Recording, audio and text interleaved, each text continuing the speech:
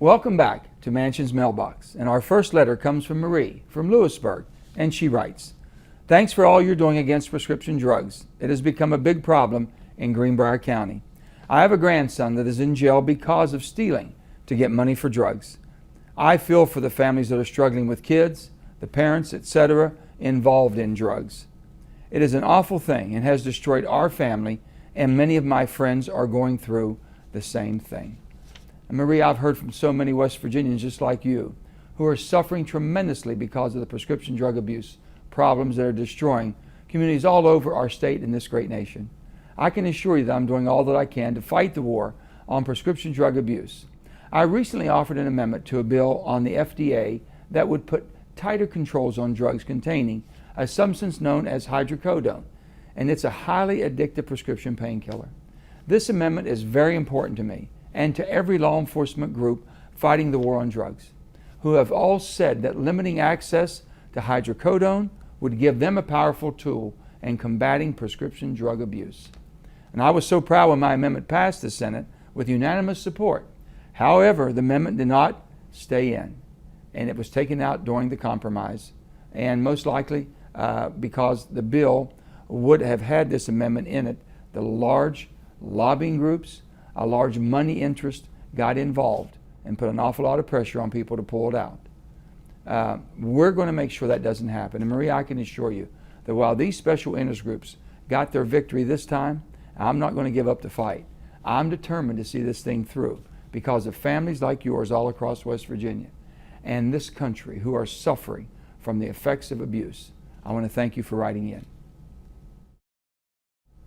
Our next letter comes from Julianne in Wheeling, and she writes, "I have 2 adult children who have college loans. They are working very hard to pay off those loans, but they surely do not need an additional burden in the form of higher interest rates." Julianne, thank you for the letter, and I totally agree. We have to do everything that we can to prevent student loan interest rates from doubling in the next school year from 3.4% to 6.8% interest. We voted on this back in May, and I supported keeping interest rates low. Unfortunately, we did not get the votes needed to pass the measure. I'm confident that folks are hard at work trying to figure out a compromise on how to pay for the $6 billion cost of keeping rates at the lower of 3.4% for another year. We have to work together to prevent these rates from doubling because every dollar counts. But we also have to make sure that we don't add to our debt. We want all of our children to be able to afford college because education is the most important investment our children can make in themselves. We also need to keep college affordable so that we can train our students for the jobs of the future. And I'm hopeful and confident that we will get this issue resolved before the rates are scheduled to go up in July 1st. And I'm determined to make sure that we all work together. Our final letter today comes from Brenda, who wrote in from Brewston Mills, and she says, "I'm writing to you this evening to ask you for all the help that you can give to the West Virginia coal miners as well as the coal-powered power plants in West Virginia. I am very concerned with the power plants that are closing, one right here in Preston County, and all the jobs that will be lost because of it. My husband is a coal miner employed with Consol Energy, and his mine has cut their days and their hours back. I fear things will only get worse as more power plants close. We need your support in Washington. And Brenda, I can assure you, you have it. And all the coal miners have my support. And these are the people that basically we've depended on forever. They're the salt of the earth. They work so hard to provide the energy this country has needed, and this country will continue to need, and to provide for their families also. So I share your deep concerns about the future of our coal mining industry and the EPA's overreach when it comes to issuing new regulations that are putting tremendous strain on an industry. This EPA has gone way too far, and just last week I voted in favor of a resolution offered by my colleague Senator Jim Inhofe from Oklahoma to put a stop to several new rules that would cost this country tens of billions of dollars, the most expensive rule in the history of our country, and more than 1 million jobs.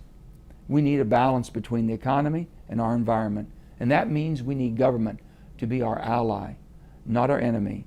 They need to work with us and not against us. Over the past few decades, we've made so many advances in cleaner coal and in all the technology that's needed. And in West Virginia, we're also using everything that we have. We're using our coal, our natural gas, we use hydropower, wind power, biofuels. We're doing everything we possibly can to provide for this nation and reduce our dependence on foreign oil. Our little state can truly serve as an example to the rest of the country when it comes to energy, because in West Virginia, we are all in for energy independence, which will make our country much more secure. That's why I just recently invited the incoming leaders of the Energy Committee, Senators Ron Wyden and Senator Lisa Murkowski, a Democrat and a Republican, to tour our state and see how West Virginia is all in for energy independence. Either Lisa or Ron, either one of them, will likely be the next chair of the Senate Energy and Natural Resource Committee, which I am proud to serve on. They were both so impressed with what they saw. I truly believe that energy is an issue where we can bring thoughtful members of both parties together to work on solutions.